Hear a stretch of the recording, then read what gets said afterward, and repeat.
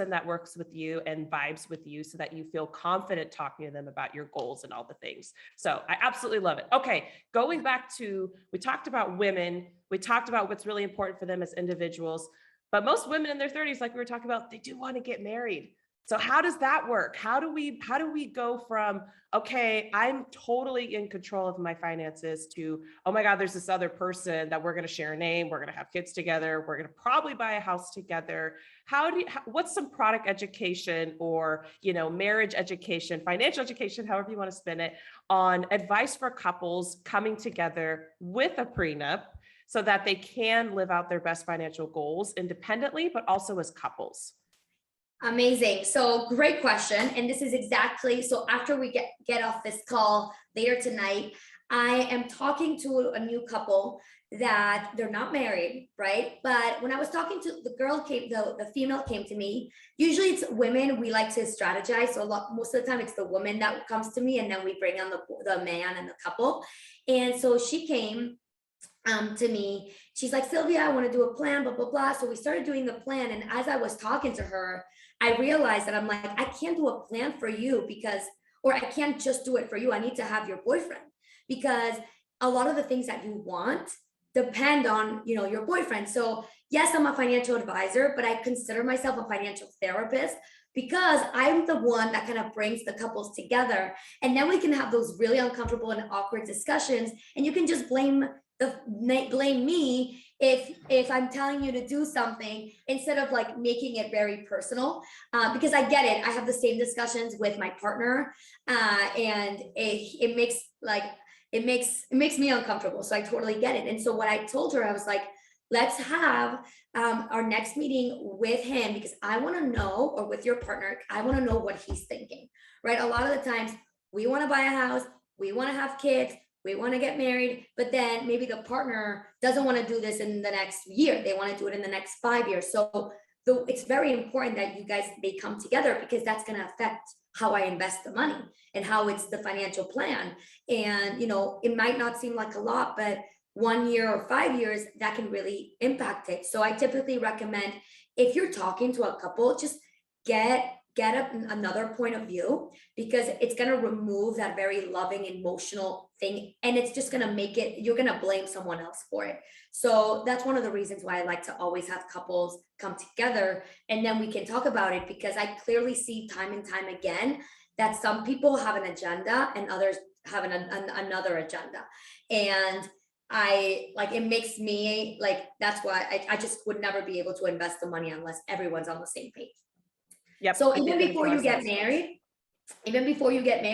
you should start having those conversations, if that's something down the line you want to, because once you get married, a lot of the things that you should have done before is kind of too late. So yeah.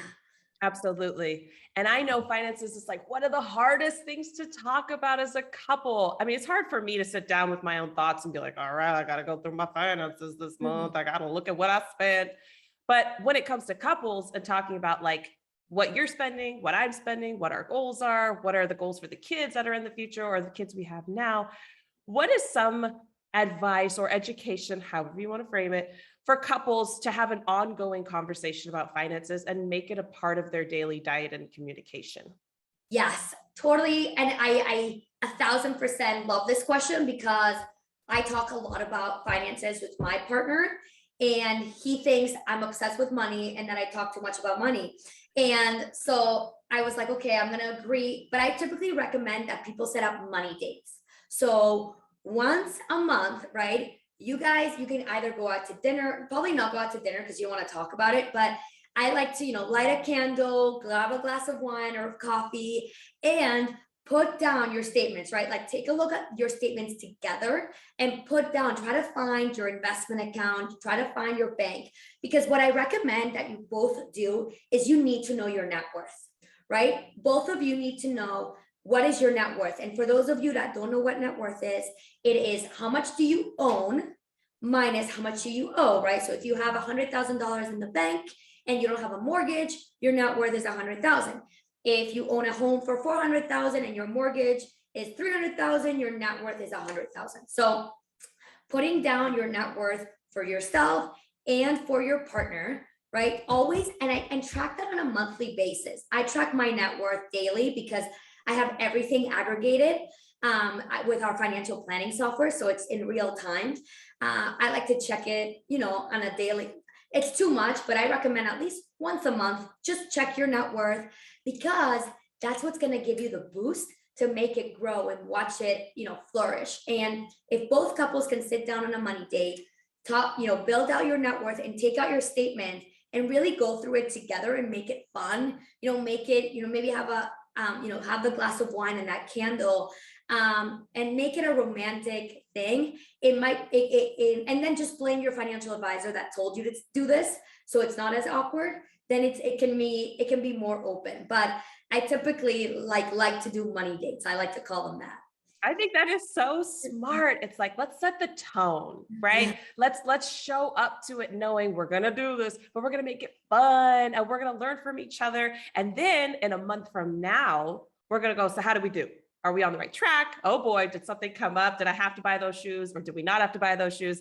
Maybe we're on track to buy that house. Maybe we're not on track. I love what you said. I'm like you. I actually check mine daily too, just because it's so much fun. It's just fun to watch. And then you watch the graph and there's a little bit of a dip and then you go, oh my God. But it makes you want to work harder and it makes you want to get up and go do the thing and protect yourself. So I love that. I heard, let's make it fun. Create dates. Don't be afraid to talk about finances with your partner, because the worst thing you could do is wait till it's too late. And now we're having really hard conversations and playing cleanup when we really could have been doing some prevention and protection all along.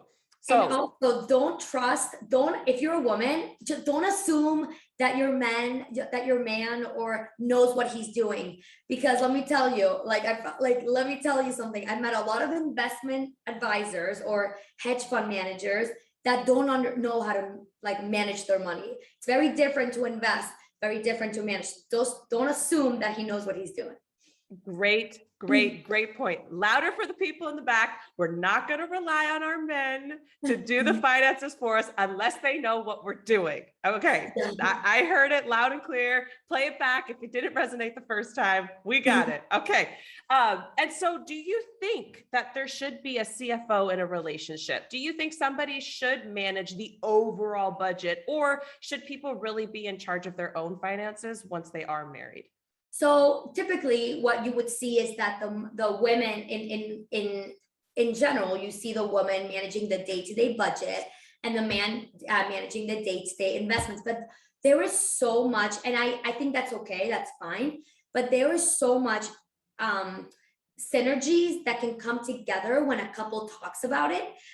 Even with my own parents, right? My mom has always been the one managing the budget, paying the bills, paying her credit card, and my dad was always in charge of making the investment and buying the home or whatever and the real estate. And one day, I'm now their financial advisor. I manage their money because clearly my father didn't know. I mean, he was a very successful biotech executive, but he did not know how to manage money. And that's the problem. My mom assumed that because he was successful at his job, that he knew how to manage, his investments. Clearly didn't. There's so much he could have done. So now my mom still manages the day-to-day, but I bring both my parents into the conversation and I say, okay, and I say, Dad, let's talk about the spending plan, because I need to know as an advisor as well how I should be investing that money. So it's very interconnected. So for example, if I know that my mother or my client is going to have a big spending bill, at the end of the quarter for taxes or whatever it is, I need to know about it so that I make sure that I have the cash in hand. And the same goes. So the same goes with the investments. A lot of the times, my mother has been very good in giving good investment advice to my father.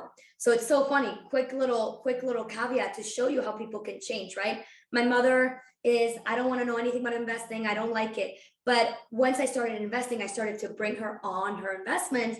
And she's even told my father sometimes, don't freak out. The ups and downs is normal. So you can really help your partner as a woman or as a vice versa. Keep calm during market volatility. So I do think that there's one person should be in charge, but I do still think that both of you should know what is going on.